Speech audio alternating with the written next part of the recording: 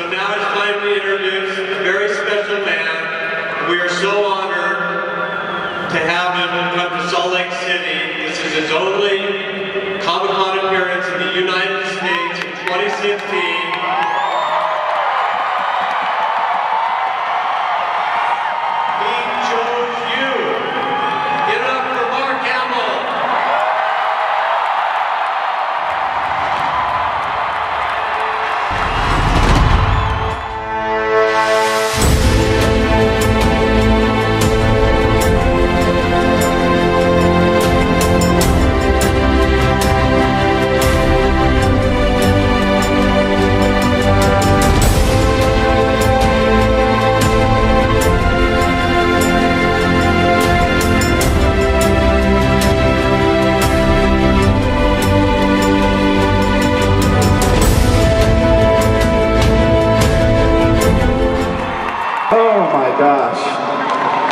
Thousands and thousands of my new best friends.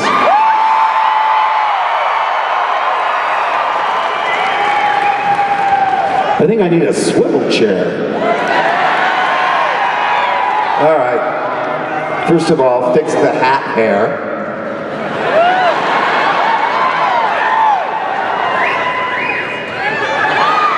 I got this hat because I watch a lot of Turner Classic Movies.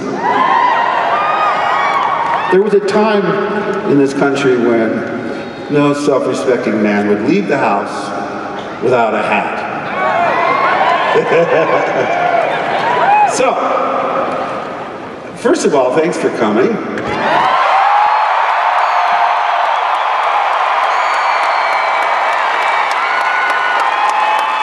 It's earlier than a matinee show, and I don't like to think of it as a show. It's not really a show, which I will prove beyond a shadow of a doubt in the next hour. It's more like an intimate conversation. I want to talk to you like you were sitting in my living room. Exactly as if you were sitting in my living room, except I won't be serving snacks, and no, you can't use the bathroom. Well, I don't know where to start, really. Obviously, I want to answer all of your questions, but 4 years ago, this very month, August of 2012, we were in Florida for the Star Wars celebration. And George Lucas invited us to lunch, my wife and I, and my daughter was with us. And I didn't think much of it, but then when they said, oh no, Chelsea, our daughter, she's not invited. She's gonna go to lunch with George's daughter. I thought, uh-oh, something's up. And I remember Mary Lou, my wife, laughed and said, hey, maybe he's gonna do a new trilogy.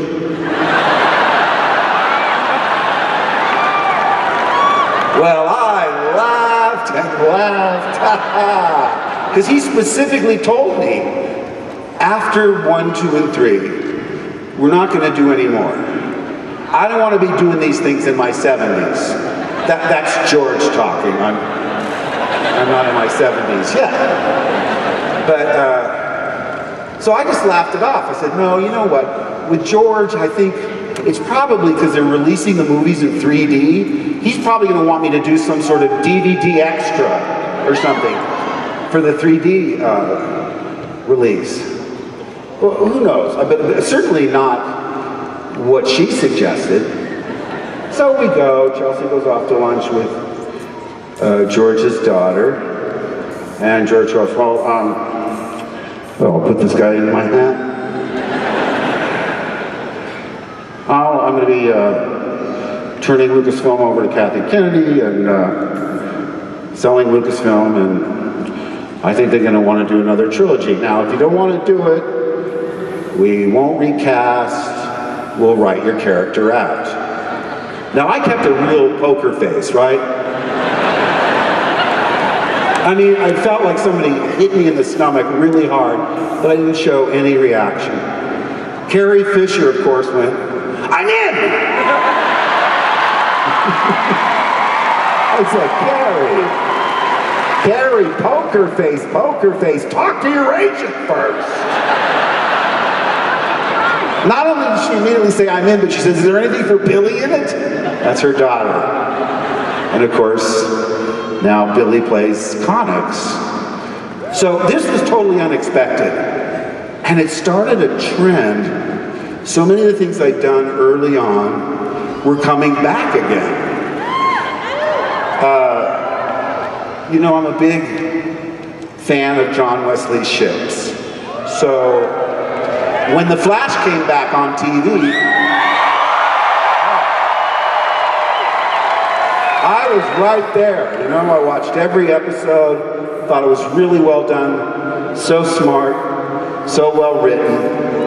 And I got a call saying, well, they want you to be on The Flash.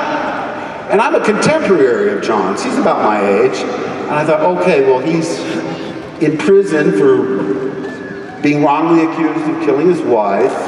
So since he's a peer of mine, I'll be playing the prison warden, maybe a fellow inmate, you know, a priest. Well, every prison has a priest, right? And so I said to my agent, who do they want me to play? Well, I better sit down. When they said the trickster,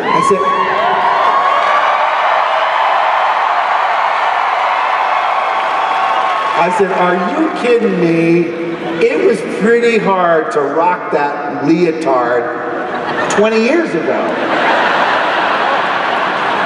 Let's be age appropriate here. I don't want to make a fool of myself. You know?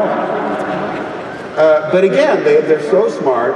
If you saw it, you saw the way I was imprisoned. I was sort of, it was age appropriate. And they had this wonderful actor, Devin Gray, playing this wannabe trickster. I thought he was just tremendous. And I loved it. What great fun it was. So there's that. And then there was George. And then Chris Roberts from Wing Commander. Yeah. Wing Commander fans out there? All right. Wonderful. So he says, we're going to do this new online game, Star Citizen, Squadron 42. And he said, do you want me to send you the script? Have you ever seen these scripts for games? They're like this thick. Because you have to record every variation for how the player plays the game. So I said, no, I didn't read the script the first time. I mean, it's too complicated. Malcolm McDowell and I would just get into hysterical fits of laughter where we couldn't go on. We had to take a break and compose ourselves because there's so much material. You're doing like 22, 30 pages a day. As opposed to, 4, 5, 6 pages on a film. But I said, no, sight unseen, I get along with Chris so well, I had so much fun. Of course I'll come back. And what a project it's turned out to be. Gary Oldman's in it, Gillian Anderson, Jack Houston, who am I leaving out? Ben Ferguson from, who's the guy in Rogue One? Who's playing the villain? Ben Mendelsohn. All right. I'm bad at pop quizzes. And please, no math questions. Oh, look who's in the front row. A Joker. Stand up. Look at him. Look at him. I love it. I love it. And you know the Joker must love Comic Cons because to him, it's all in a wash.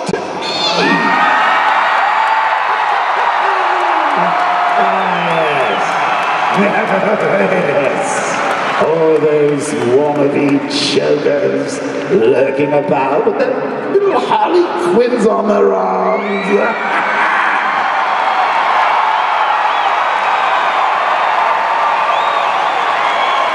And I gotta tell you, there are so many great Jokers. Because people say, who's your favorite? There's no definitive Joker. I've loved Cesar Romero and Jack Nicholson. I loved Heath Ledger, oh my gosh. And in animation, Kevin Michael Richardson, Jeff Bennett, Michael Emerson, John DiMaggio. So everybody brings their own little quirky specifics to their versions of the Joker, and they're all really valid. And by the way, here's a trivia question. You know who the first actor to voice the Joker in animation was? Anybody? Larry Storch.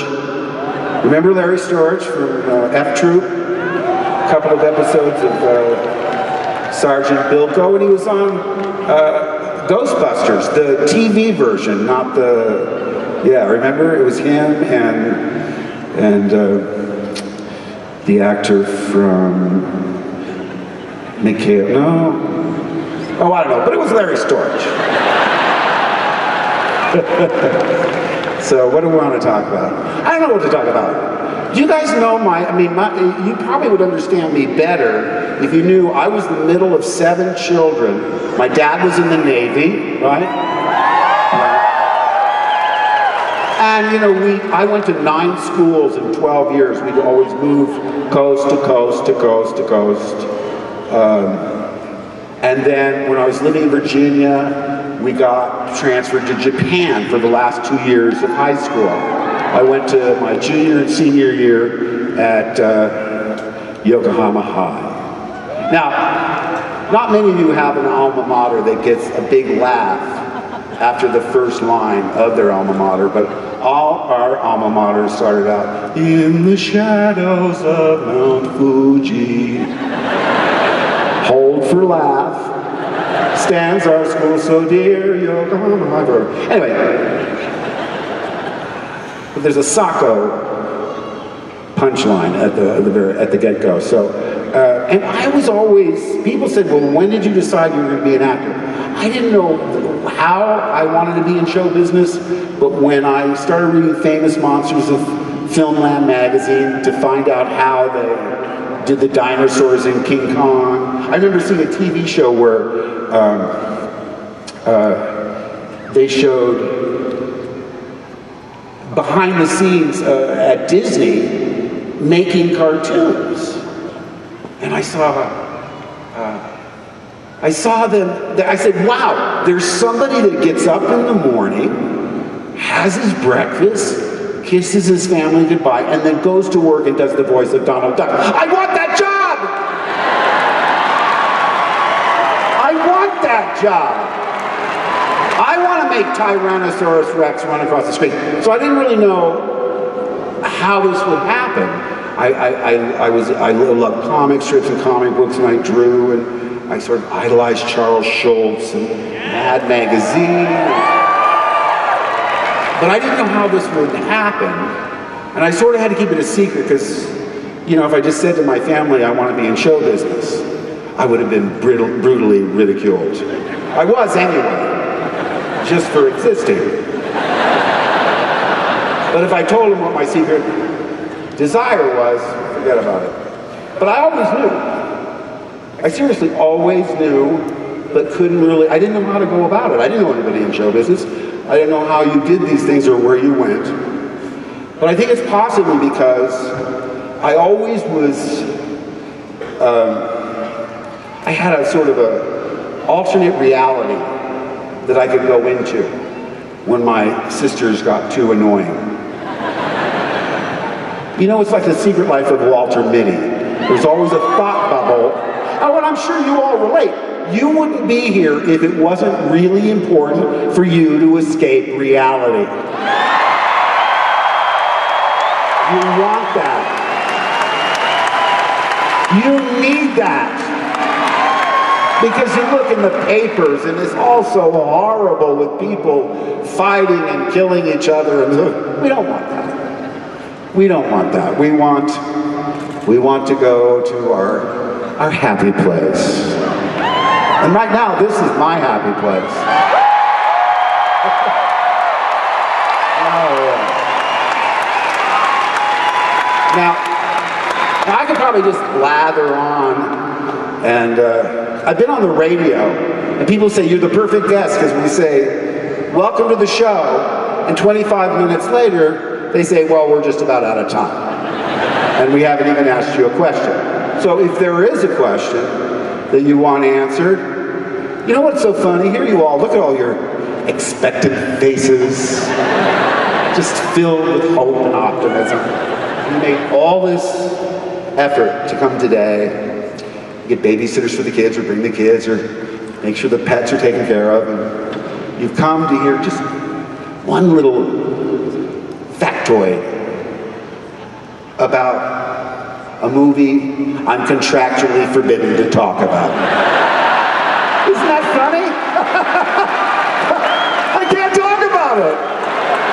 I can talk about 1 through 7, though. So.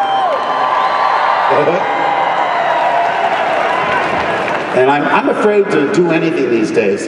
Anything you do fuels speculation. I was talking about how much I love Daisy Ridley, and I said, you know, I relate to her in a fatherly way. Oh my God! Luke is Ray's father! Oh! So, there's the question, are you?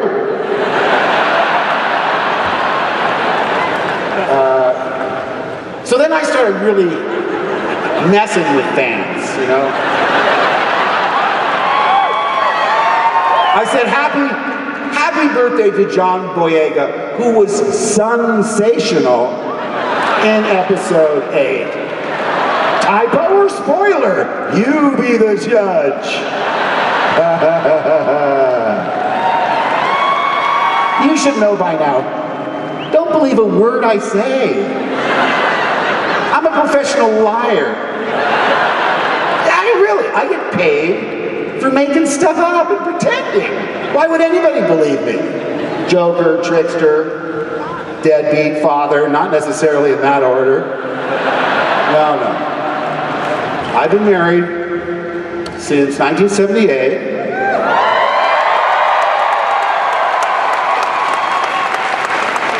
To my former dental hygienist, and yes, I've heard, may the floss be with you, so pipe down. And I have 3 adult children who, security? Oh no, I'm sorry, yeah, go right ahead. I got nervous about them talking into my time because I said, what time is it? It's 11 minutes after 10. Does that mean I get to speak to 11 after noon? And they said, no, you got to go at noon. Well, I'll talk fast. So, go ahead. If you guys want to ask a question, I'll bring a mic around. Raise your hand. Raise your hands and we can do some questions. Right here. With your love of comic books, have you ever tried animation or drawing? Have I ever tried drawing? Well, for Black Pearl, it's 5 issues of 22 pages, and on 3-ring binder paper, just the kind you had in school, the 3 holes in the red and the blue lines this way. I drew all 110 pages. Now, I drew them, they weren't published. It was a guide for the artist. I'm not a bad artist, but what separates me from the pros is that I can't draw the same object from every angle and make it look correct. So I could adapt my style, I guess, and do sort of, do all right, but I just I'm doing a show called Pop Culture Quest, and one of the episodes we went and visited Jim Lee at DC Comics.